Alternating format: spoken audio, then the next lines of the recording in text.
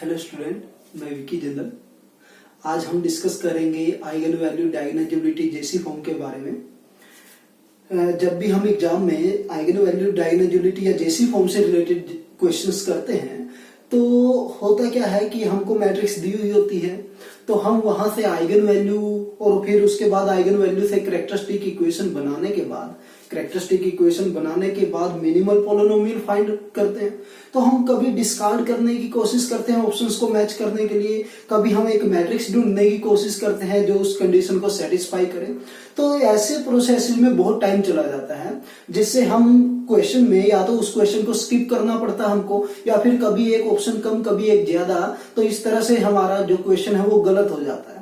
तो ऐसे क्वेश्चंस को सोल्व करने का बहुत एक सिंपल तरीका है, ज्यादा इसमें करने के लिए कुछ है नहीं। अगर हमारे पास कोई भी मैट्रिक्स दी हुई है या फिर मैट्रिक्स न दे करके केवल कैरेक्टरिस्टिक इक्वेशन या फिर जीएम यानी कि हर आइगन वैल्यू के कोरस्पॉन्डिंग ज्योमेट्रिक मल्टीप्लिसिटी दी हुई है, तो हम मिनिमल पॉलिनोमियल डायरेक्टली निकाल सकते हैं, हमको फैक्टराइज करने की ज्यादा जरूरत नहीं है। तो ऐसे क्वेश्चंस को हम कैसे सोल्व करेंगे उसके लिए सबसे पहले हम देखते हैं। मैं इसके लिए एक एग्जांपल लूंगा आपके सामने। मान लिया कि हमारे पास कोई मैट्रिक्स है, मैं मान लेता हूं 9x9 की कोई मैट्रिक्स है हमारे पास, 9x9 की कोई मैट्रिक्स है। तो इसकी जो आइगन वैल्यू होने वाली है वो 9 आइगन वैल्यू होने वाली है। अब वो आइगन वैल्यू रियल होंगी या कॉम्प्लेक्स होंगी, डिस्टिंक्ट होंगी या इक्वल होंगी, डजेंट मैटर। हम फिलहाल बात कर रहे हैं कि ये 9x9 की कोई मैट्रिक्स है। तो मैं मान लेता हूं कि इसकी कैरेक्टरिस्टिक इक्वेशन, इसकी जो कैरेक्टरिस्टिक इक्वेशन है हमारे पास, वो कैरेक्टरिस्टिक इक्वेशन है x minus lambda 1 5 and x minus lambda 2 4। मान लिया कि लैम्डा 1 और लैम्डा 2 दो आइगन वैल्यू हैं इस मैट्रिक्स की 9x9 की। लैम्डा 1 की जो अलजेब्राइक मल्टीप्लिसिटी है वो 5 है और लैम्डा 2 की अलजेब्राइक मल्टीप्लिसिटी 4 है। तो हम जानना चाहते हैं कि ऐसी मैट्रिक्स के लिए जहां पे कैरेक्टरिस्टिक इक्वेशन दी हुई है तो हम डायरेक्ट मिनिमल पॉलिनोमियल पे कैसे जाएंगे। तो डायरेक्ट मिनिमल पॉलिनोमियल अगर इसका चेक करना है हमको, तो हम क्या देखते हैं, देखिए अलजेब्राइक मल्टीप्लिसिटी जो आई है लैम्डा 1 की कोरस्पॉन्डिंग वो 5 है and algebraic multiplicity for lambda 2 equal to 4। तो आगे हमको दिया हो सकता है ज्योमेट्रिक मल्टीप्लिसिटी दी हुई हो सकती है या मैट्रिक्स दी होगी। अगर मैट्रिक्स दी हुई है तो लैम्डा 1 और लैम्डा 2 के कोरस्पॉन्डिंग ज्योमेट्रिक मल्टीप्लिसिटी हम निकाल लेंगे। और अगर आपके पास मैट्रिक्स नहीं दी हुई है, ज्योमेट्रिक मल्टीप्लिसिटी दी हुई है डायरेक्टली, यानी कि मैट्रिक्स की जस्ट कैरेक्टरिस्टिक इक्वेशन दी हुई है और ज्योमेट्रिक मल्टीप्लिसिटी दी हुई है, मैट्रिक्स के बारे में कोई जिक्र नहीं है, तब भी हम उसकी मिनिमल पॉलिनोमियल फाइंड आउट कर सकते हैं। तो इसके लिए हम मान लेते हैं कि मैट्रिक्स ऑलरेडी दी हुई है, यानी कि दोनों केसेस डिस्कस कर सकते हैं हम। अगर मैट्रिक्स ऑलरेडी दी हुई है तो क्या होने वाला है, और अगर मैट्रिक्स न दे करके कैरेक्टरिस्टिक इक्वेशन और ज्योमेट्रिक मल्टीप्लिसिटी दी हुई है तो क्या लिया होगा। अब केवल मैट्रिक्स दे रखी है और कैरेक्टरिस्टिक इक्वेशन दे रखी है, तो हम ज्योमेट्रिक मल्टीप्लिसिटी की हम बात कर सकते हैं। ज्योमेट्रिक मल्टीप्लिसिटी कितनी होगी, ज्योमेट्रिक मल्टीप्लिसिटी निकालनी है अगर ज्योमेट्रिक मल्टीप्लिसिटी फॉर लैम्डा 1, तो हम जानते हैं नैलिटी निकालते हैं हम a minus lambda i, lambda 1 i। इसकी नैलिटी जब निकालेंगे, नैलिटी जो हो जाएगी वो हो जाएगी ज्योमेट्रिक मल्टीप्लिसिटी फॉर लैम्डा 1। इसी तरह ज्योमेट्रिक मल्टीप्लिसिटी फॉर लैम्डा 2 अगर आपको निकालना है, हम नैलिटी निकालते हैं a माइनस में लैम्डा 2i। इसकी जो नैलिटी हो जाएगी वो ज्योमेट्रिक मल्टीप्लिसिटी लैम्डा 2 के कोरस्पॉन्डिंग। अब मैट्रिक्स दी हुई है तो हम ज्योमेट्रिक मल्टीप्लिसिटी निकाल सकते हैं। अगर मैट्रिक्स नहीं दी हुई है तो ज्योमेट्रिक मल्टीप्लिसिटी हो सकता है आपको ऑलरेडी गिवन हो। तो मैं मान लेता हूं कि लैम्डा 1 और लैम्डा 2 जो दो आइगन वैल्यू आई है algebraic multiplicity 5 and algebraic multiplicity 4 के साथ, तो अगर मैट्रिक्स दी हुई है तो ज्योमेट्रिक मल्टीप्लिसिटी लैम्डा 1 के कोरस्पॉन्डिंग में मान लेता हूं 3 और लैम्डा 2 के कोरस्पॉन्डिंग में मान लिया कि ज्योमेट्रिक मल्टीप्लिसिटी क्या है 3 है। तो हम जानना चाहते हैं कि अलजेब्राइक मल्टीप्लिसिटी दी हुई है और ज्योमेट्रिक मल्टीप्लिसिटी दी हुई है, तो जो मैट्रिक्स ए है इसकी मिनिमल पॉलिनोमियल क्या होने वाली है। क्योंकि एक बार जब मिनिमल पॉलिनोमियल हमको पता चल गई तो हम जेसी फॉर्म आसानी से निकाल सकते हैं। मैट्रिक्स की जेसी फॉर्म निकलने के बाद मैट्रिक्स डायगोनालाइजेबल होगी या नहीं होगी, या फिर हम कितने ऑर्डर का वहां पे ब्लॉक बनने वाला है, या फिर हम उसकी रैंक वगैरह के बारे में डिस्कस कर सकते हैं। तो और बहुत सारी चीजें हैं जो हम डिस्कस करेंगे आगे। तो ज्योमेट्रिक मल्टीप्लिसिटी हमको दी हुई है, ज्योमेट्रिक मल्टीप्लिसिटी अगर नहीं दी हुई है तो मैट्रिक्स से निकाल लेंगे, जस्ट मैट्रिक्स दे के रखे हमको। और मैट्रिक्स नहीं दिया है तो ज्योमेट्रिक मल्टीप्लिसिटी दे के रखे हमको। तो मैंने मान लिया कि लैम्डा 1 के कोरस्पॉन्डिंग ज्योमेट्रिक मल्टीप्लिसिटी 3 है और लैम्डा 2 के कोरस्पॉन्डिंग ज्योमेट्रिक मल्टीप्लिसिटी वो भी आपके पास 3 है। तो इसका मीनिंग जो है, इसका मीनिंग ये है कि लैम्डा 1 के कोरस्पॉन्डिंग जितने ज्योमेट्रिक मल्टीप्लिसिटी है वो एक्चुअली नंबर ऑफ ब्लॉक को रिप्रेजेंट करती है, नंबर ऑफ ब्लॉक्स। ये भी लैम्डा 2 के कोरस्पॉन्डिंग हो गया आपके पास नंबर ऑफ ब्लॉक्स। यानी कि जब आप जेसी फॉर्म इसकी निकालेंगे तो लैम्डा 1 के कोरस्पॉन्डिंग 3 ब्लॉक बनने वाले हैं। लैम्डा 1 जो आइगन वैल्यू है वो जेसी फॉर्म में 5 टाइम होगी डायगोनल पे, लेकिन वो जो 5 टाइम आइगन वैल्यू है उसको 3 पार्ट में आपको डिवाइड करना, 3 ब्लॉक में बांटना है। अब ज्योमेट्रिक मल्टीप्लिसिटी 3 है तो 3 ब्लॉक कैसे बांटेंगे? देखिए 5 है आइगन वैल्यू, 5 आइगन वैल्यू है आपके पास, 5 टाइम आइगन वैल्यू है लैम्डा 1, तो इसको हमको 3 ब्लॉक में बांटना है। 3 ब्लॉक में हम कैसे बांट सकते हैं? इसके लिए इसको हम लिख सकते हैं 3 ब्लॉक में अगर लिखना है तो 3 + 1 + 1, एक ब्लॉक 3 ऑर्डर का, फिर 1 और फिर 1, 3 ब्लॉक हो चुके हैं हमारे पास। या फिर 2 + 2 + 1, 2 ब्लॉक 2 ऑर्डर के और एक ब्लॉक 1 ऑर्डर का। तो ये 2 पॉसिबिलिटी है। अगर जीएम आपके पास 3 है लैम्डा 1 के कोरस्पॉन्डिंग, तो हम 2 ब्लॉक में इसको 3 ब्लॉक में डिस्ट्रीब्यूट करेंगे। तो एक ब्लॉक आपके पास ये हो सकता है 3 1 1, एक ब्लॉक 3 ऑर्डर का, बाकी 2 1 1 ऑर्डर के, या फिर 2 ब्लॉक 2 2 ऑर्डर के और एक 1 ऑर्डर का। यानी कि हमको 5 को 3 ब्लॉक के अंदर डिस्ट्रीब्यूट करना। इसको एक सिंपल एग्जांपल से समझिए कि आपके पास 5 आपके पास एलिमेंट्स हैं, उनको 3 ग्रुप में डिवाइड करना है। कोई भी ग्रुप एम्प्टी नहीं होना चाहिए, 3 ग्रुप में डिवाइड करना है। तो पहले मैंने 3 ग्रुप में एक एक एलिमेंट डाल दिए, 1 1 1। अब आपके पास जो रिमेनिंग 2 एलिमेंट है वो किसी एक ब्लॉक में डाल सकता हूं मैं, तो यहाँ पे 3 1 1 हो जाएगा। या फिर उसमें से क्या हो सकता है, रिमेनिंग 2 में से हम जो 1 1 1 3 ब्लॉक बनाए हैं दोनों में 1 1 करके डाल देता हूं, यानी 2 2 1 करके। जैसे आप ये ऑन-टू फंक्शन वगैरह निकालते हैं तो उसमें भी सेम कंसेप्ट यूज करते हैं पार्टीशन का। तो हमने जस्ट पार्टीशन किया है 5 का 3 पार्ट में, 3 पार्ट में पार्टीशन करना, तो 3 1 1 एंड 2 2 1, ये पॉसिबिलिटी है। अब यहाँ पे इसके कोरस्पॉन्डिंग जो आपके पास लैम्डा 2 के कोरस्पॉन्डिंग एम जो है वो 4 है, यानी कि 4 टाइम लैम्डा 2 है आइगन वैल्यू। और ब्लॉक कितने बनने वाले हैं? 3। तो 4 को हमको 3 ब्लॉक में डिस्ट्रीब्यूट करना है। तो 3 ब्लॉक क्या बनेंगे? 2 + 1 + 1, 2 + 1 + 1। तो यहाँ पे मिनिमल पॉलिनोमियल में डायरेक्टली निकालना चाहता हूं इसके लिए, इस मैट्रिक्स के लिए। तो हम देखिए जीएम रिप्रेजेंट करता था नंबर ऑफ ब्लॉक्स को, एएम को हमने उतने ही ब्लॉक में डिस्ट्रीब्यूट किया। जितने तरीकों से डिस्ट्रीब्यूशन किया जा सकता वो सभी पॉसिबल पार्टीशन हमने ले लिए। तो हम क्या करते हैं, यहां इसके कोरस्पॉन्डिंग मिनिमल पॉलिनोमियल की मैं बात करता हूं, मिनिमल पॉलिनोमियल। तो मिनिमल पॉलिनोमियल क्या होगी? अगर आपके पास पार्टीशन ये पॉसिबल हुआ है, अगर पार्टीशन आपके पास ये हुआ है, तो ये जो पार्टीशन है उसमें हाईएस्ट ब्लॉक की मैं बात करता हूं। हाईएस्ट ब्लॉक 3 ऑर्डर का है, यहाँ पे 2 ऑर्डर का। अगर पार्टीशन ये हुआ है तो ऑर्डर 3, और पार्टीशन ये हुआ है तो ऑर्डर 2। यहाँ पे जो पार्टीशन किया है लैम्डा 2 के कोरस्पॉन्डिंग, उसमें हाईएस्ट ब्लॉक का ऑर्डर आपके पास 2। तो मिनिमल पॉलिनोमियल जो होगी हमारे पास लैम्डा 1 के कोरस्पॉन्डिंग 3 ऑर्डर का ब्लॉक होगा, और लैम्डा 2 के कोरस्पॉन्डिंग 2 ऑर्डर का। यानी कि अगर ये पार्टीशन पॉसिबल है तो इसके साथ मिनिमल पॉलिनोमियल ये बनने वाली है। और अगर ये पार्टीशन पॉसिबल हुआ तो आपके पास लैम्डा 1 के कोरस्पॉन्डिंग ब्लॉक 2 ऑर्डर का होगा, तो यानी कि x - लैम्डा 1 स्क्वायर, और लैम्डा 2 के कोरस्पॉन्डिंग हाईएस्ट ब्लॉक 2 ऑर्डर का। तो यानी कि इस मैट्रिक्स के लिए जो मिनिमल पॉलिनोमियल है वो इन दोनों में से कोई एक पॉसिबल है। अगर मैट्रिक्स दी हुई है तो हम दोनों में से पहले इसको चेक कर लेंगे कि इस मिनिमल पॉलिनोमियल को, इस पॉलिनोमियल को ए सेटिस्फाई कर रहा है। अगर ए इसको सेटिस्फाई कर रहा है, this will be the minimal polynomial for a. अगर ए इसको सेटिस्फाई नहीं कर रहा है, देन मिनिमल पॉलिनोमियल जो हो जाएगी ए के लिए वो directly x - lambda 1 cube into में x - लैम्डा 2 स्क्वायर हो जाएगी। आपको यानी कि आपने पहले कभी डिस्कस किया होगा ये तो मिनिमल पोलिनोमियल आपने निकाला होगा कि इसको डिवाइड करती है।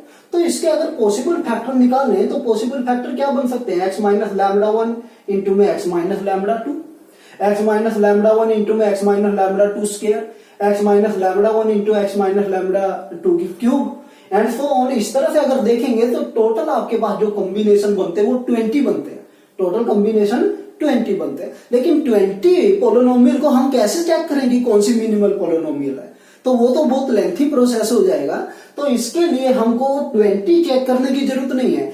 जब भी एग्जाम में क्वेश्चन आता है हम ऑप्शन के जरिए उनको डिस्कार्ड करने की कोशिश करते हैं कि ये मिनिमल पोलिनोमियल नहीं हो सकती, ये नहीं हो सकती, तो उसकी जरूरत नहीं है हमको डिस्कार्ड करने की। हम डायरेक्टली बात कर सकते हैं, या तो हमको पोलिनोमियल मिनिमल पोलिनोमियल निकालना है, कैरेक्टरिस्टिक पोलिनोमियल और मैट्रिक्स दे के रखे, हम ज्योमेट्रिक मल्टीप्लिसिटी निकालेंगे और डायरेक्ट मिनिमल पोलिनोमियल बता देंगे कि इन दोनों में से कोई एक है। और अगर मैट्रिक्स नहीं दे रखी है तो इस कैरेक्टरिस्टिक इक्वेशन और इस ज्योमेट्रिक मल्टीप्लिसिटी के साथ आपके पास दो तरह की मैट्रिसेस पॉसिबल है। एक वो मैट्रिसेस पॉसिबल है जिनकी मिनिमल पोलिनोमियल ये होंगी, और एक वो मैट्रिसेस है जिनकी मिनिमल पोलिनोमियल ये होने वाली है, दो तरह की होने वाली है। यानी कि ये अगर ऑलरेडी दिया हुआ है तो इन दोनों में से कोई एक होने वाली है मिनिमल पोलिनोमियल, हम वो चेक कर लेंगे। और अगर ए नहीं दिया हुआ है तो आपके पास एक मैट्रिक्स ऐसी मिलेगी जिसकी मिनिमल पोलिनोमियल ये होगी, और कम से कम एक मैट्रिक्स ऐसी होगी जिसकी मिनिमल पोलिनोमियल ये होने वाली है। एक्चुअली एक नहीं, बहुत सारी मैट्रिसेस होती हैं जिनकी कैरेक्टरिस्टिक इक्वेशन ये होगी, जीएम ये होगी और मिनिमल पोलिनोमियल ये, और बहुत सारी मैट्रिसेस ऐसी हैं जिसकी कैरेक्टरिस्टिक इक्वेशन ये, जीएम ये और मिनिमल पोलिनोमियल ये होने वाली है। यानी कि हमको काउंटर ढूंढने की जरूरत नहीं है, हम ढेर सारी मैट्रिसेस बना सकते हैं। अब यहाँ पे हम केवल इसकी जेसी फॉर्म की बात कर लेते हैं। जेसी फॉर्म जो इसके कोरस्पॉन्डिंग बनेगी इस मिनिमल पोलिनोमियल के कोरस्पॉन्डिंग, तो जेसी फॉर्म जो बन जाएगी, आप देखिए लैम्डा 1 जो है वो 5 टाइम है, लैम्डा 1 जो है वो 5 टाइम है। तो इसके कोरस्पॉन्डिंग जो ये पार्टीशन आया है इसमें एक ब्लॉक 3 ऑर्डर का है लैम्डा 1 के कोरस्पॉन्डिंग और लैम्डा 2 के कोरस्पॉन्डिंग 2 ऑर्डर का, बाकी 1 ऑर्डर के। तो मैं एक ब्लॉक 3 ऑर्डर का मैं बनाता हूं। ये ब्लॉक 3 ऑर्डर का हुआ लैम्डा 1 के कोरस्पॉन्डिंग, बाकी 2 ब्लॉक जो होंगे लैम्डा 1 के कोरस्पॉन्डिंग वो 1 ऑर्डर के होंगे।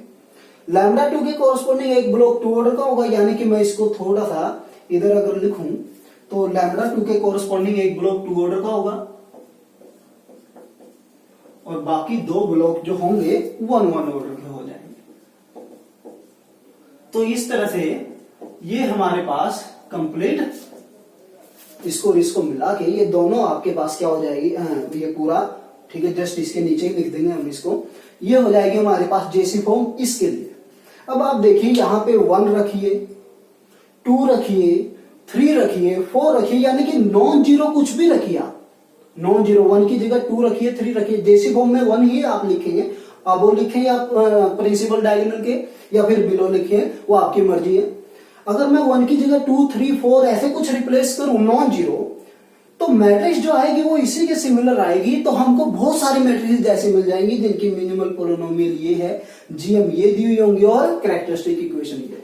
इसके कोरस्पॉन्डिंग में देखूं, इसके कोरस्पॉन्डिंग पार्टीशन ये है, तो यहाँ पे 2 ब्लॉक 2 ऑर्डर के बनेंगे, यानी कि जेसी फॉर्म अगर इसके कोरस्पॉन्डिंग निकालता हूं मैं तो इसके कोरस्पॉन्डिंग जेसी फॉर्म हो जाएगी लैम्डा 1 के कोरस्पॉन्डिंग 2 ब्लॉक 2 ऑर्डर के, एक ये और एक ब्लॉक आपके पास 1 ऑर्डर का, और लैम्डा 2 के कोरस्पॉन्डिंग एक ब्लॉक 2 ऑर्डर का और बाकी 2 1 ऑर्डर के, यानी कि लैम्डा 2 1 0 लैम्डा 2 और बाकी 2 ब्लॉक 1 ऑर्डर के। तो इस तरह से होने वाली है आपके पास जेसी फॉर्म। तो इस तरह से हम direct minimal polynomial find out कर सकते हैं। पॉसिबल मिनिमल पोलिनोमियल क्या क्या होंगी वो हम फाइंड आउट कर सकते हैं। अगर मैट्रिक्स ऑलरेडी दी हुई है तो इन दोनों में से किसी एक को सेटिस्फाई करेगी, वो हम देख लेंगे मिनिमल पोलिनोमियल क्या होगी।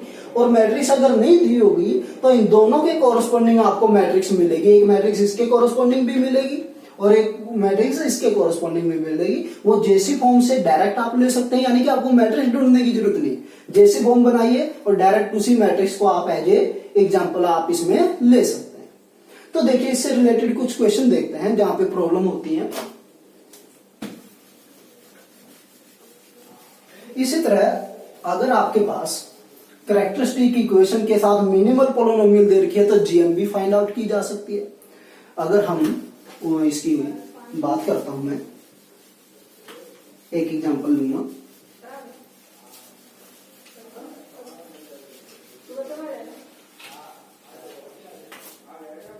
रिवर्स ऑर्डर में कि अगर आपके पास कैरेक्टरिस्टिक इक्वेशन जो दी है वो है x minus lambda 1 5, x minus lambda 2 4, और आपके पास मिनिमल पोलिनोमियल दी हुई है x minus lambda 1 cube into x minus lambda 2 square. तो आप समझिए कि आपके पास am जो है वो 5 है लैम्बडा 1 के कोरस्पॉन्डिंग, लैम्बडा 2 के कोरस्पॉन्डिंग जो am है वो 4 है। तो मुझे यहां पे जो मिनिमल पोलिनोमियल रिप्रेजेंट कर रही है लैम्बडा 1 के कोरस्पॉन्डिंग एक ब्लॉक 3 ऑर्डर का बनाना है मुझे, और यहाँ पे लैम्बडा 2 के कोरस्पॉन्डिंग एक ब्लॉक 2 ऑर्डर का बनाना है। तो मुझे 5 का पार्टीशन ऐसे करना है कि उसमें हाईएस्ट ब्लॉक का ऑर्डर 3 रहे, यानी कि 5 का पार्टीशन मैं करना अगर चाहूं तो 5 का पार्टीशन मैं ऐसे कर सकता हूं 3 + 1 + 1, या फिर 3 + 2, और कोई पार्टीशन पॉसिबल नहीं है जहां पे हाईएस्ट ब्लॉक 3 ऑर्डर का बने। तो जो लैम्बडा 1 के कोरस्पॉन्डिंग जीएम होगी या तो 3 होने वाली है क्योंकि आपने 3 पार्ट में डिवाइड किया है, या फिर 2 हो सकती है। यानी कि अगर जीएम की मैं बात करूं लैम्बडा 1 के कोरस्पॉन्डिंग क्या होने वाली है 2 और 3। जीएम जो होने वाली है अगर मिनिमल पोलिनोमियल और कैरेक्टरिस्टिक पोलिनोमियल दे रखी है, ठीक है, तो जीएम आपके पास जो लैम्बडा 1 के कोरस्पॉन्डिंग होने वाली है या तो वो 2 होगी या फिर 3 होगी। सिमिलरली 4 जो है आपके पास लैम्बडा 2 की जो अलजेब्रिक मल्टीप्लिसिटी है वो 4 है आपके पास, और हाईएस्ट ब्लॉक जो है उसके कोरस्पॉन्डिंग जब जेसी फॉर्म की बात करेंगे वो 2, तो इसको हम लिख सकते हैं 2 + 2 या फिर 2 + 1 + 1, यानी कि जीएम जो होगी लैम्बडा 2 के कोरस्पॉन्डिंग या तो वो 2 होगी या फिर 3 होने वाली है। इस तरह से तो इस कंसेप्ट का हम यूज कर सकते हैं जीएम को रिवर्स ऑर्डर में निकालने के लिए, लेकिन ये हमारा काम नहीं है, ठीक है, ये नहीं पूछा जाता कभी। तो हमसे पूछा जाता है कि डायरेक्टली कोई पोलिनोमियल दे रखी होती है जिसको ये सेटिस्फाई कर रहा होता है, हमसे डायरेक्टली पूछ लेता है कि उसकी वो डायगोनाइजेबल होगी या नहीं होगी, उसकी आइगन वैल्यू क्या क्या हो सकती है, या कोई इक्वेशन देके अनदर इक्वेशन देके हमसे पूछ सकता है कि ए इसको भी सेटिस्फाई करेगा या नहीं करेगा। तो ये सारी चीजें हैं हमारे पास। तो इस तरह के क्वेश्चन को हम कैसे देखेंगे वो हम देखते हैं।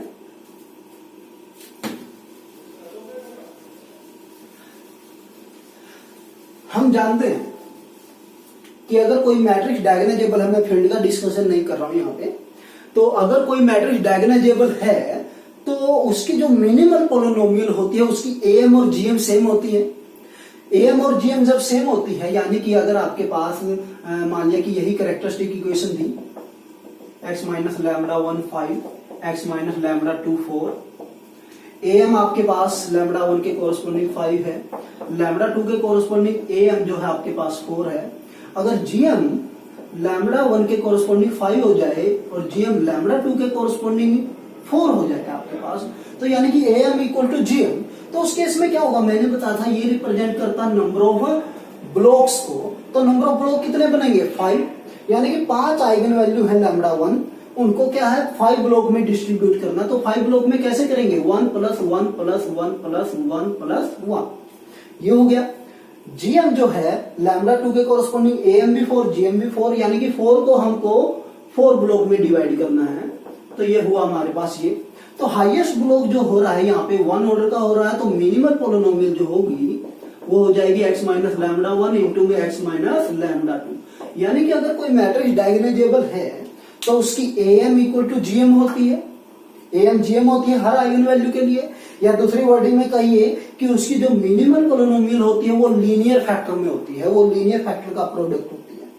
लीनियर फैक्टर्स के अंदर होगी लैम्बडा 1 लैम्बडा 2 और जो भी आइगन वैल्यू है उनमें सभी में लीनियर फैक्टर मिलने वाला है। तो ये मिनिमल पोलिनोमियल का कंसेप्ट है। जहां पे हम डायगोनलाइजेबिलिटी के लिए यूज करेंगे। यानी कि अब यहाँ पे कोई इक्वेशन दी होगी जिसको ये सेटिस्फाई कर रहा है, तो हम उसकी just minimal polynomial find out करने की कोशिश करेंगे। अगर वो लीनियर फैक्टर में है तो वो डायगोनलाइजेबल हो जाएगी। बात करते हैं किसी फील्ड पे अगर रिस्ट्रिक्शन लगा के दे रहा है कि ये डायगोनलाइजेबल और आर है, तो हमको फिर आइगन वैल्यू कहां से चाहिए, आर से चाहिए। यानी कि मिनिमल पोलिनोमियल जो बनेगी वो लीनियर फैक्टर में बने और उसके कोफिशिएंट भी कहां से आए हमारे पास, आर से आए, तो हम बोल सकते हैं कि आर के ऊपर डायगोनलाइजेबल है। तो ये सारी चीजें हम डिस्कस करेंगे कुछ एग्जांपल से। तो देखिए मैं कुछ क्वेश्चन लिख लेता हूं।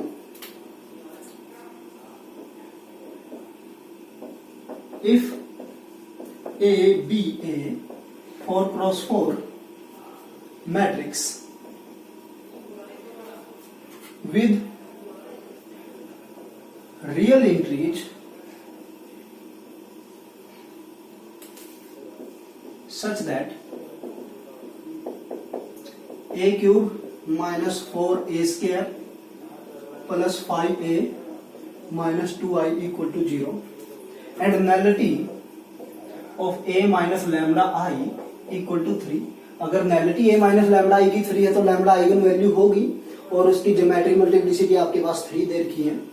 Then we can conclude that if lambda equal to 1 then determinant of a equal to 2,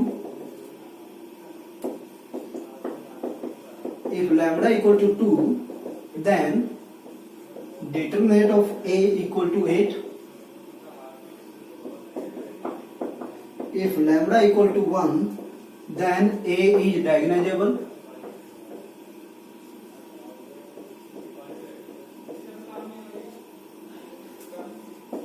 if lambda equal to 2 then a is diagonalizable। देखिए ऐसे क्वेश्चन में अगर हम काउंटर देखने लगे कि मैट्रिक्स ए ढूंढे जो इस कंडीशन को सेटिस्फाई करे, तो 4x4 में वो भी तो थोड़ा सा इम्पॉसिबल हो जाता काम हमारे लिए, और या लेंथी हो जाएगा, टाइम टेकिंग हो जाएगा। तो ऐसे केसेस में हम क्या करते हैं कि ये एक पोलिनोमियल है जिसको ए सेटिस्फाई करता है, ये जस्ट एक पोलिनोमियल है जिसको ए सेटिस्फाई करता है। और हम जानते हैं minimal polynomial smallest degree polynomial है, मोनिक पोलिनोमियल है जिसको ए सेटिस्फाई करने वाला है। और मिनिमल पोलिनोमियल क्योंकि स्मॉलेस्ट डिग्री मोनिक पोलिनोमियल है तो वो हर पोलिनोमियल को डिवाइड करेगी जिसका ए रूट है या जिसको ए सेटिस्फाई कर रहा है। तो मैं यहाँ पे अगर देखना चाहूं तो मैं इसको फैक्टर्स की फॉर्म में लिख लेता हूँ, एक्स की फॉर्म में लिख लेता हूँ। तो ये हो गया हमारे पास x cube minus 4x square plus 5a minus 2 equal to या x sorry minus 2 equal to जी। मिनिमल पोलिनोमियल क्या क्या हो सकती है, तो मिनिमल पोलिनोमियल क्या क्या हो सकती है, एक चीज और हम यहाँ पे डिस्कस करेंगे। यहाँ पे अगर एक ही जगह लैम्बडा में पुट करूं तो आइगन वैल्यू, अगर एक ही आइगन वैल्यू लैम्बडा है तो लैम्बडा इसको क्या करने वाली है, सेटिस्फाई करने वाली है। ये एक पोलिनोमियल है जिसको लैम्बडा इसको सेटिस्फाई करने वाला है, लैम्बडा जहां पे एक ही आइगन वैल्यू है। तो यहाँ से जो पॉसिबल वैल्यू आएगी लैम्बडा की, they are the possible eigenvalue. ये एग्जैक्ट आइगन वैल्यू नहीं होती कि इसके 2 रूट या 3 रूट आगे की 3 के 3 आइगन वैल्यू होगी, नहीं, ऐसा नहीं है। तो समझिए इस चीज को, मान लिया कि किसी मैट्रिक्स की मिनिमल पोलिनोमियल x माइनस 1 है। अब हम देखें तो इस मैट्रिक्स की जो सारी आइगन वैल्यू होंगी, सारी आइगन वैल्यू क्या होने वाली है, 1 होने वाली है। अगर ये आपके पास कोई मैट्रिक्स की मिनिमल पोलिनोमियल x माइनस 1 है तो आप समझिए कि मैट्रिक्स जो है उसको सेटिस्फाई करेगी। तो a इक्वल टू आई, ए की सारी आइगन वैल्यू क्या होने वाली है, 1 होने वाली है। अब मैं क्या करता हूं, इस पोलिनोमियल को x से मल्टीप्लाई कर देता हूं, x से मल्टीप्लाई कर देता हूं। ये एक पोलिनोमियल होगी आपके पास f ऑफ x। क्या अब a इसको सेटिस्फाई नहीं करेगा, a तो अभी भी सेटिस्फाई करेगा क्योंकि a माइनस आई पहले 0 था, अभी भी क्या होगा, a इंटू a माइनस आई क्योंकि 0 है, 0 इंटू समथिंग क्या हो जाता है 0। a तो इसको भी सेटिस्फाई कर रहा है, लेकिन इसके 2 रूट आ रहे हैं x0 और x1। तो ये तो है नहीं कि दोनों की दोनों आइगन वैल्यू होगी, ये जस्ट एक पोलिनोमियल है। ये यहां से हमको पता चलता कि आइगन वैल्यू की पॉसिबिलिटी क्या है। यहां से जो रूट आएंगे वो आइगन वैल्यू नहीं कहलाती। कैरेक्टरिस्टिक इक्वेशन और मिनिमल पोलिनोमियल के जो रूट आते हैं वो आइगन वैल्यू होती है, लेकिन जनरली किसी पोलिनोमियल के अगर रूट हैं they are the possible eigenvalue. हो सकता है सारी आइगन वैल्यू 0 हो सकता है सारी आइगन वैल्यू 1 हो, या हो सकता है 0 और 1 दोनों हो। तो ये जस्ट एक पोलिनोमियल है, तो इसके जब रूट निकालेंगे वो आएंगी पॉसिबल आइगन वैल्यू, वो आएंगी पॉसिबल आइगन वैल्यू। तो हम यहाँ पे बात करते हैं इसकी। अब हम देखें अगर x1 अगर रखते हैं x1, तो x1 इसको सेटिस्फाई कर रहा है 1 -4 + 5 -2 + 6 -6 0। तो x = 1 एक रूट बनता है, तो बाकी अदर रूट में निकालूंगा। इसके लिए एक मेथड होता है सिंथेटिक डिवीजन का कि एक रूट ट्रायल मेथड से निकाल लें, बाकी कोफिशिएंट लिखें इसको 1 -4 5 -2 1 एक रूट है, तो 1 × 1 1 -3 -3 × 1 -3 2 2 × 1 2, ये हो गया हमारे पास 0। तो ये हमारे पास बन गई पोलिनोमियल x - 1 इंटू एक डिग्री कम हो गया आ जाएगी ये x² - 3x + 2, और इसके भी दो रूट हैं आपके पास 1 और 2। तो ये हो गया हमारे पास x - 1² इंटू x - 2। तो यहां से x की वैल्यू आई हमारे पास 1 या फिर 2। ये है possible eigen value. Therefore possible eigen values 1 और 2। सारी आइगन वैल्यू 1 हो सकती हैं, सारी 2 हो सकती हैं, या 1 और 2 दोनों हो सकती है। ये हमको अभी देखना स्टेटमेंट के अकॉर्डिंग। तो क्या है, अगर λ1 एक आइगन वैल्यू है, λ1 एक आइगन वैल्यू है, अगर λ की वैल्यू 1 है तो उसकी नलिटी 3 दे रखी है, यानी कि ज्योमेट्रिक मल्टीप्लिसिटी 3 दे रखी है। तो am जो है कभी भी gm से लेस होता नहीं, तो am मिनिमम 3 होगा या 4 भी हो सकता है, हमको दोनों केसेस देखने पड़ेंगे। तो मैं यहां से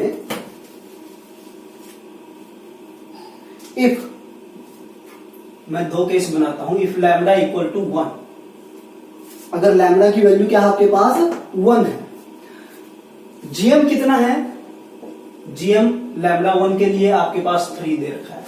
तो am की पॉसिबिलिटी देखता हूं मैं, अर्थमेटिक मल्टीप्लिसिटी कितनी होगी, एल्जेब्रिक मल्टीप्लिसिटी कितनी होगी। एल्जेब्रिक मल्टीप्लिसिटी मिनिमम 3 हो सकती है, हो सकता है 4 की 4 आइगन वैल्यू बनो। मैंने कहा ना ये पॉसिबल आइगन वैल्यू है, 1 और 2 दोनों ही आइगन वैल्यू होंगी, इसकी कोई गारंटी नहीं है। लैम्डा अगर 1 है आपके पास, तो मैं देखना चाहता हूं क्या 4 की 4 आइगन वैल्यू 1 हो सकती है क्या। अब gm 3 है आपके पास, इसके कोरस्पॉन्डिंग क्या am 4 हो सकती है क्या। अगर am 4 हुई, यानी कि 4 की 4 आइगन वैल्यू आपके पास 4 की 4 आइगन वैल्यू आपके पास 1 हुई, तो क्या ये पॉसिबिलिटी बनती है। हाँ बनती है, कोई प्रॉब्लम नहीं। यहाँ पे am जो है मैं ले लेता हूं, am जो होगी λ1 के कोरस्पॉन्डिंग, अगर am λ1 के कोरस्पॉन्डिंग 3 हुआ, देन λ2 भी एक आइगन वैल्यू होगी, क्योंकि टोटल आइगन वैल्यू कितनी बनने वाली है 4। अगर आपके पास 3 टाइम आइगन वैल्यू 1 है और आपके पास 1 टाइम आइगन वैल्यू 2 है, तो ये पॉसिबिलिटी बनती है।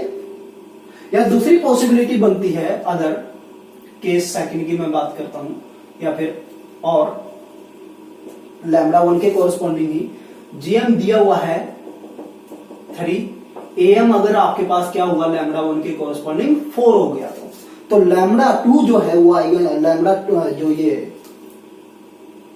लैम्डा की वैल्यू 2, ये आइगन वैल्यू नहीं होगी आपके पास। उस केस में 4 की 4 आइगन वैल्यू क्या होगी आपके पास 1।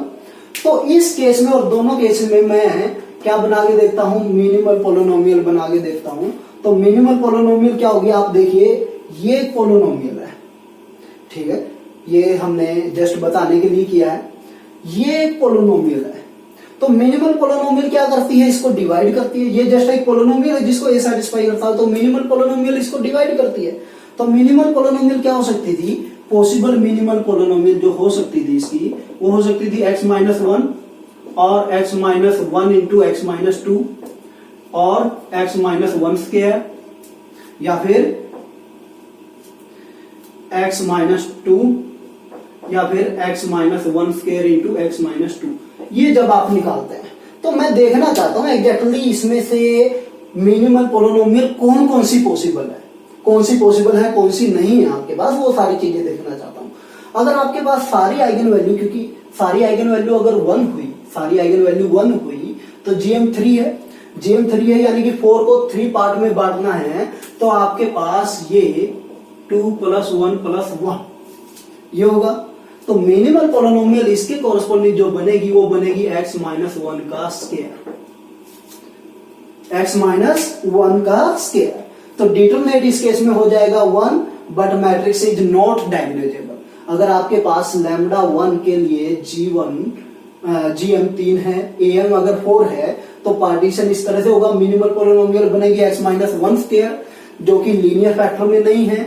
तो इसके कॉरेस्पॉन्डिंग अगर लैम्डा 1 है तो जरूरी नहीं, अगर लैम्डा की वैल्यू 1 है जरूरी नहीं मैट्रिक्स A डायगोनलाइजेबल हो। डिटरमिनेंट क्या हो सकता है, चारों आइगन वैल्यू 1 हुई तो डिटरमिनेंट क्या हो जाएगा, 1 हो जाएगा आपके पास। और इसके कॉरेस्पॉन्डिंग जेसी फॉर्म अगर निकाले तो जेसी फॉर्म यानी कि एक ब्लॉक 2 ऑर्डर का बनेगा, बाकी दो 1 ऑर्डर के। तो ये हमारे पास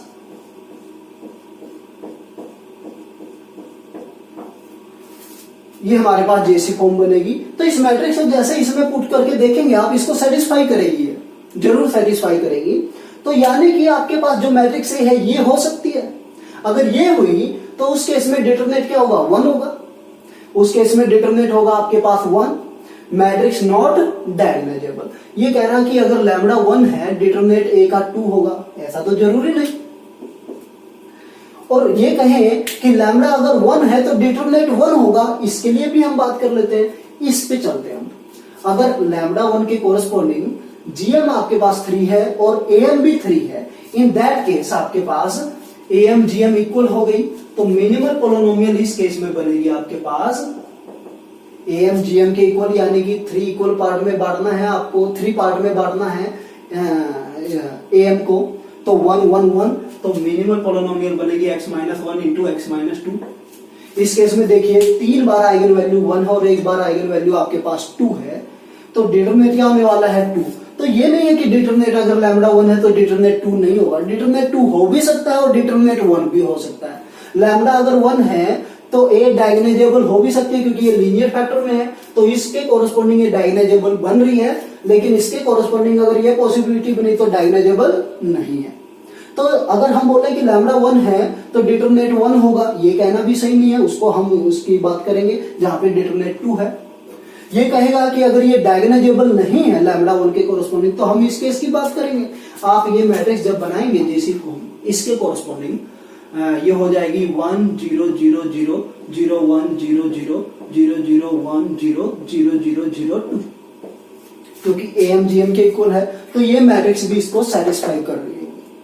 यानी कि लैम्डा अगर 1 है तो दो पॉसिबिलिटी आई, या तो डिटरमिनेंट 1 आया, तो डायगोनलाइजेबल नहीं हुई।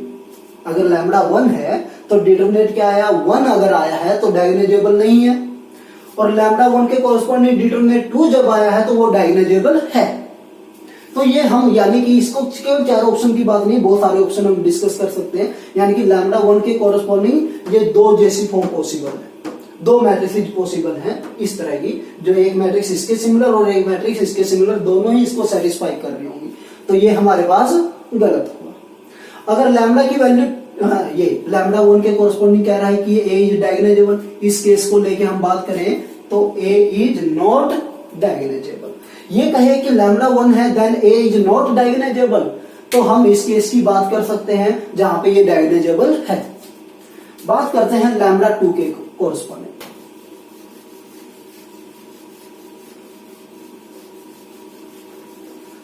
लैम्डा 2 के कोरेस्पॉन्डिंग क्या होगा, अगर लैम्डा क्या है आपके पास 2 है, तो इसके कोरेस्पॉन्डिंग GM क्या है आपके पास, GM है लैम्डा 2 के कोरेस्पॉन्डिंग 3। तो मैं देखना चाहता हूं AM क्या हो सकता है लैम्डा 2 के कोरेस्पॉन्डिंग। क्या 4 की 4 आइगन वैल्यू आपके पास, क्या 4 की 4 आइगन वैल्यू आपके पास 2 हो सकती है। लेट AM आपके पास लैम्डा 2 के कोरेस्पॉन्डिंग हमने 4 ले लिया, तो हमारे पास मिनिमल पोलिनोमियल क्या बनेगी कि 4 आइगन वैल्यू 2 हैं जिनको 3 पार्ट में 3 ब्लॉक में बांटना है, तो उस केस में मिनिमल पोलिनोमियल क्या हो जाएगी हमारे पास x माइनस 2 स्क्वायर। 4 को हम 3 पार्ट में बांटेंगे 2 प्लस 1 की जितनी जीएम उतने पार्ट में, तो minimal polynomial x minus 2 square, जबकि minimal polynomial x minus 2 square इसको डिवाइड करते ही नहीं, कोई फैक्टर ही पॉसिबल नहीं है। तो लैम्बडा इक्वल टू 2 के कॉरस्पॉन्डिंग am 4 नहीं हो सकता, जबकि am कितना दिया हुआ है आपके पास, am नहीं दिया हुआ, gm 3 दिया हुआ है, तो 4 तो नहीं हो सकता। और दूसरी चीज हम जानते हैं कि am gm से लेस भी नहीं हो सकता, तो am पक्का जो होगा ये तो कोई पॉसिबल नहीं है, ये नॉट पॉसिबल। तो हम यहां से बात करेंगे am जो हो जाएगा हमारे पास लैम्बडा 2 के कॉरस्पॉन्डिंग वो हो जाएगा 3, यानी कि 3 आइगन वैल्यू होने वाली है आपके पास 2, तो एक आइगन वैल्यू हो जाएगी आपके पास, क्योंकि पॉसिबल आइगन वैल्यू है आपके पास 1 और 2। अगर 3 आइगन वैल्यू 2 होने वाली है तो एक को 1 होना पड़ेगा, तो उस केस में am gm के इक्वल, तो मिनिमल पोलिनोमियल बनेगी आपके पास x minus 1 into x minus 2। अब लैम्बडा जो 2 है वो 3 टाइम है, लैम्बडा जो 2 है 3 टाइम है, डिटरमिनेंट क्या हो जाएगा इस केस में 8। एक आइगन वैल्यू 1 है, 3 आइगन वैल्यू 2 है, तो डिटरमिनेंट क्या हो जाएगा आपके पास 8। और क्योंकि मिनिमल पोलिनोमियल लीनियर फैक्टर में है, तो जैसी फॉर्म बनेगी ये और मैट्रिक्स हो जाएगी हमारे पास डायगोनलाइजेबल 1 0 0 0 0 2 0 0 0 0 2 0 0 0 0। तो यानी कि अगर लैम्बडा 2 है तो ये तो पॉसिबिलिटी में आया नहीं हमारे पास, तो यहां से लैम्बडा 2 के कोरस्पॉन्डिंग डिटरमिनेंट आया 8, और लैम्बडा 2 है तो मैट्रिक्स ए जो है वो डायगोनलाइजेबल है। तो अगर हम यहां से कितने मैट्रिक्स ढूंढना चाहे हम ढूंढ सकते हैं, ठीक है, लेकिन एक पर्टिकुलर मैट्रिक्स लेके ये सारे ऑप्शंस देखना उसमें बहुत टाइम लग जाएगा, तो हम सीधा सीधा जाएंगे कि इसको डिवाइड करने वाली पोलिनोमियल ये पॉसिबल थी। अगर आइगन वैल्यू 1 हुई तो उसकी जीएम 3 है, तो मैं देखना चाहता हूं कि am क्या हो सकती है, या तो 3 होगी या 4 होगी। अगर am 3 हुई तो डायगोनलाइजेबल हो गई है। अगर am आपके पास और डिटरमिनेंट उस केस में आ गया आपके पास 2, और अगर am आपके पास लैम्बडा 1 के कोरस्पॉन्डिंग अगर am आया आपके पास 3, तो 3 आइगन वैल्यू 1 है और एक आइगन वैल्यू 2, डिटरमिनेंट 2 डायगोनलाइजेबल। अगर am जो आया 4 आया है, gm 3 है, तो मिनिमल पोलिनोमियल होगी x माइनस 1 स्क्वायर, यहाँ पे डिटरमिनेंट हो जाएगा 1, but matrix A not diagonalisable. Lambda 2 के कोरस्पॉन्डिंग जीएम अगर 3 है, लैम्बडा अगर 2 है, तो जीएम कितना दिया हुआ है 3, तो एम मैं देखना चाहता हूँ क्या 4 हो सकता है। अगर एम 4 है तो मिनिमल पोलिनोमियल बनेगी x माइनस 2 स्क्वायर, लेकिन minimal polynomial x minus 2 square possible है नहीं, तो इसलिए एम 4 नहीं हो सकता लैम्बडा 2 के कोरस्पॉन्डिंग, एम होगा 3, और एम लैम्बडा 1 के कोरस्पॉन्डिंग 1, 3 आइगन वैल्यू 2, एक आइगन वैल्यू 1, डिटरमिनेंट हो गया आपके पास 8, और मैट्रिक्स क्या होगी आपके पास डायगोनलाइजेबल। तो इससे रिलेटेड एक क्वेश्चन और करते हैं हम।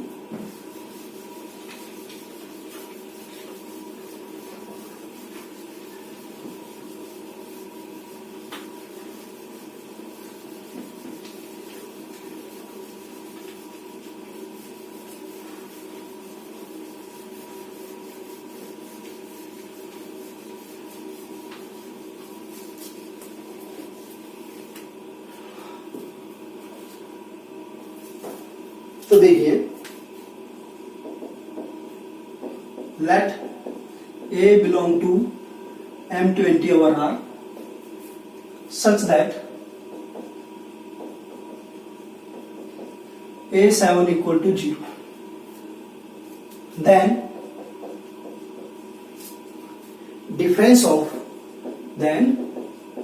difference of maximum and minimum rank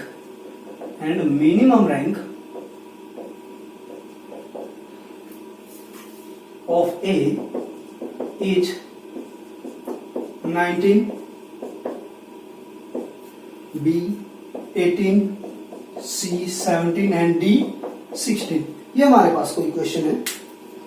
तो देखिए यहाँ पे क्या दिया हुआ है, A 20 क्रॉस 20 की मैट्रिक्स दी हुई है, जहां पे A की पावर 7 इक्वल टू 0 है। देखिए, जब भी किसी मैट्रिक्स की इंटीग्रल पावर 0 है, देन मैट्रिक्स इज निलपोटेंट। यहाँ पे मैं ये कह सकता हूं, अगर मैं सॉल्यूशन की बात करूं, A is nilpotent. A is nilpotent. अब देखिए मैं इसको भूल जाता हूँ एक टाइम के लिए, ए निलपोटेंट है। अगर कोई 20 क्रॉस 20 की मैट्रिक्स अगर है, निलपोटेंट मैट्रिक्स है, तो देखिए सारी की सारी आइगन वैल्यू 20 आइगन वैल्यू उसकी हो जाएंगी 0। अब जीएम की बात करते हैं, जीएम हो सकता है 1, जीएम हो सकता है 2, यानी कि 20 आइगन वैल्यू है वो सारी की सारी 0 है क्योंकि मैट्रिक्स ए निलपोटेंट है। तो जीएम की पॉसिबिलिटी क्या है, अगर जीएम 1 हुआ यानी कि 20 ऑर्डर का एक ब्लॉक बनेगा। 20 ऑर्डर का जब एक ब्लॉक बनाएंगे इस तरह से, तो इस तरह से आपको लिखना पड़ेगा। तो रैंक हो जाएगा उस केस में 19, रैंक हो जाएगा 19, यानी कि निलपोटेंट मैट्रिक्स का मैक्सिमम रैंक हो सकता है 19 और मिनिमम रैंक हो सकता है, अगर ए मैट्रिक्स 0 रही तो एम जीएम के इक्वल, तो मिनिमम रैंक हो सकता है आपके पास 0। तो जब निलपोटेंट मैट्रिक्स की बात करते हैं, अगर कोई एन ऑर्डर की है मैट्रिक्स आपके पास, निलपोटेंट है, मैक्सिमम रैंक होता है उसका n-1, मिनिमम रैंक होता है 0। लेकिन यहाँ पे ए की 7 0 दिया हुआ है, तो हम उसकी बात नहीं करेंगे, अब ए की 7 की बात करेंगे। तो देखिए A7 पे हम बात करते हैं। अब मिनिमम रैंक की मैं बात करूं, मिनिमम रैंक तो है, अगर ए 0 रहा तो ए की 7 भी 0 रहेगा। तो मिनिमम रैंक क्या होगा, minimum rank of A equal to 0 if A equal to 0। 0 से कम क्या रैंक होगा। बात करते हैं मैक्सिमम रैंक की। मैक्सिमम रैंक तो मैंने बताया जितने बड़े ऑर्डर के ब्लॉक बन रहे हैं आपके पास, जितना बड़ा ब्लॉक बनेगा उतना ही रैंक होगा। अब यहाँ पे जब हमने मैट्रिक्स ली थी ये निलपोटेंट मैट्रिक्स 20 ऑर्डर की, तो हमने देखा कि एक ब्लॉक बनाया, मैंने जीएम 1 ली थी। जीएम क्या ली थी, एम जो आया था लैम्डा 0 के कॉरस्पॉन्डिंग 20 और जीएम लिया था मैंने 1। तो जीएम 1 लेने से मतलब क्या है, एक ब्लॉक कितने ऑर्डर का, 20 ऑर्डर का, रैंक हो गया 19। अब यहाँ पे मेरे पास जो है ए की 7 0 है, तो मैं मैक्सिमम रैंक निकालना चाहता हूँ। ए की 7 0 है तो आप जानते हैं मिनिमल पोलिनोमियल इसको हमेशा डिवाइड करेगी। ये एक पोलिनोमियल है जिसको ए सेटिस्फाई करता है, तो मिनिमल पोलिनोमियल इसको डिवाइड करेगी। देखिए मैक्सिमम रैंक की मैं बात कर रहा था, अगर जब आप 20 को 1 ब्लॉक में बांटते हैं तो 20 मिनिमल पोलिनोमियल होगी इसकी पावर x की पावर 20, मिनिमल पोलिनोमियल होगी इसके लिए x की पावर 20। लेकिन यहाँ पे जो मिनिमल पोलिनोमियल है x की 20, इसको तो डिवाइड कर नहीं सकता। ए की 7 इक्वल टू 0 ये एक पोलिनोमियल है जिसको a सेटिस्फाई कर रहा है, तो मिनिमल पोलिनोमियल इसको डिवाइड करनी चाहिए। तो मिनिमल पोलिनोमियल जितने ज्यादा डिग्री की लूंगा मैं, उतने ही ज्यादा ऑर्डर का ब्लॉक मिलेगा आपको, उतना ही आपके पास रैंक मैक्सिमम होगा। तो मैं यहाँ पे मिनिमल पोलिनोमियल लिख देता हूं फॉर मैक्सिमम रैंक,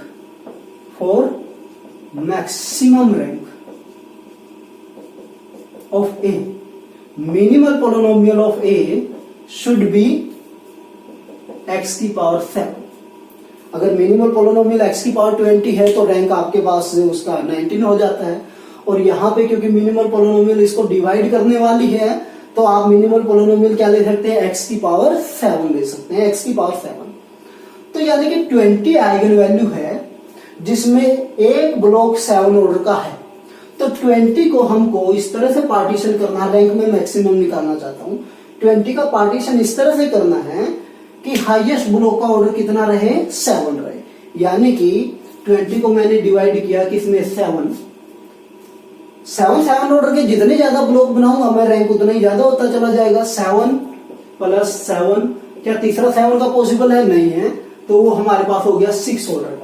तो हम देखिए जब इसकी मिनिमल पोलिनोमियल के कोरस्पॉन्डिंग जैसी फॉर्म लिखेंगे, ये x की 7 हमने क्यों लिया, क्योंकि मिनिमल पोलिनोमियल इसको डिवाइड करेगी।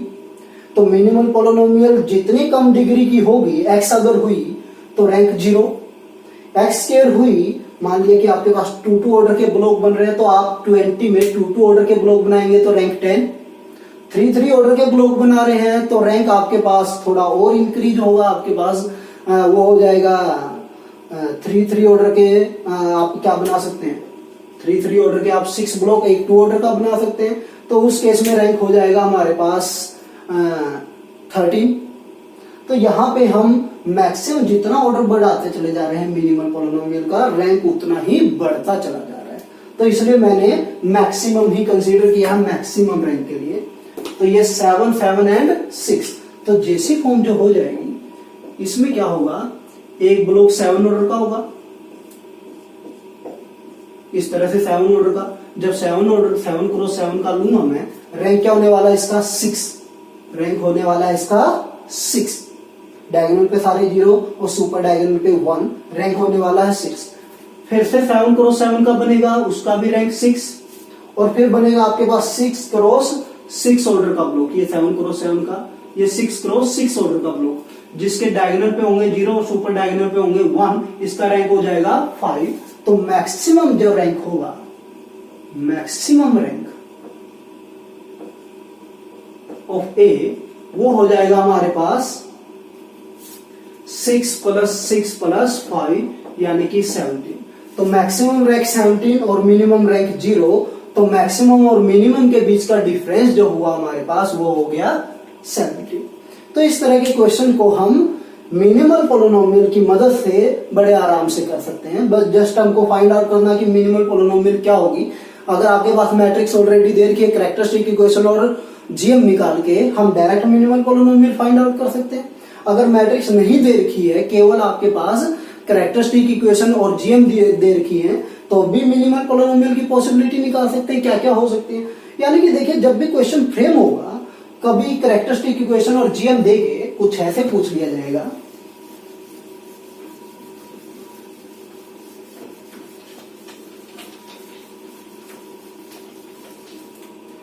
x - λ1 5 इंटू x - λ2 4, और जीएम जो दे रखी है λ1 के कोरस्पॉन्डिंग वो 3 दे रखी है, और λ2 के कोरस्पॉन्डिंग जीएम 3 दे रखी है। तो ये कहें कि possible minimal polynomial, possible minimal polynomial option में दे के रखे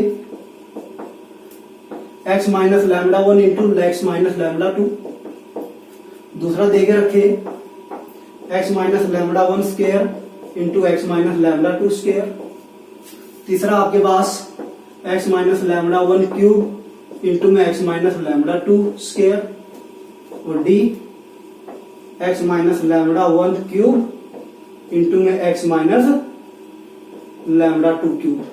तो देखिए अगर आप वैसे निकालना चाहते हैं कि इसको डिवाइड करने वाली पोलिनोमियल कौन सी है, तो डिवाइड तो सारी कर रही है, लेकिन इस एम और जीएम के साथ हमने देखा कि 5 को हमने 3 पार्ट में डिवाइड किया, 3 + 1 + 1 या फिर 2 + 2 + 1, और 4 को हमने 3 पार्ट में डिवाइड किया, 2 + 1 + 1। तो मिनिमल पोलिनोमियल की जो पॉसिबिलिटी आई वो x - λ1 क्यूब इंटू में x - λ2 स्क्वायर, या फिर x - λ1 स्क्वायर इंटू में x - λ2 स्क्वायर। ये दो ही आई, इनके अलावा कोई तीसरी मिनिमल पोलिनोमियल पॉसिबल नहीं है इस कैरेक्टरिस्टिक इक्वेशन और इस ज्योमेट्रिक मल्टीप्लिसिटी के साथ। तो पॉसिबल मिनिमल पोलिनोमियल जो हुई हमारे पास ये और ये दोनों कभी पॉसिबिलिटी में भी नहीं आते, यानी कि हमको मैट्रिक्स ढूंढने की जरूरत नहीं है इसको डिस्कार्ड करने के लिए। हम डायरेक्टली बता सकते हैं कि ये और ये आपके पास पॉसिबल मिनिमल पोलिनोमियल है, इसके कॉरेस्पॉन्डिंग एक मैट्रिक्स मिलेगी, इसके कॉरेस्पॉन्डिंग मिलेगी। अगर मैट्रिक्स दे रखी है ऑलरेडी, तो इन दोनों में से कोई एक मिनिमल पोलिनोमियल बनने वाली है। नहीं दे रखी तो ये दोनों किसी न किसी मैट्रिक्स के कॉरेस्पॉन्डिंग पॉसिबल होंगी। तो ये इस तरह से ये क्वेश्चन हम जब मिनिमल पोलिनोमियल की बात होती है तो इस तरह के क्वेश्चन को हम इस तरह से पार्टीशन से हम सोल्व कर सकते हैं। Thank you.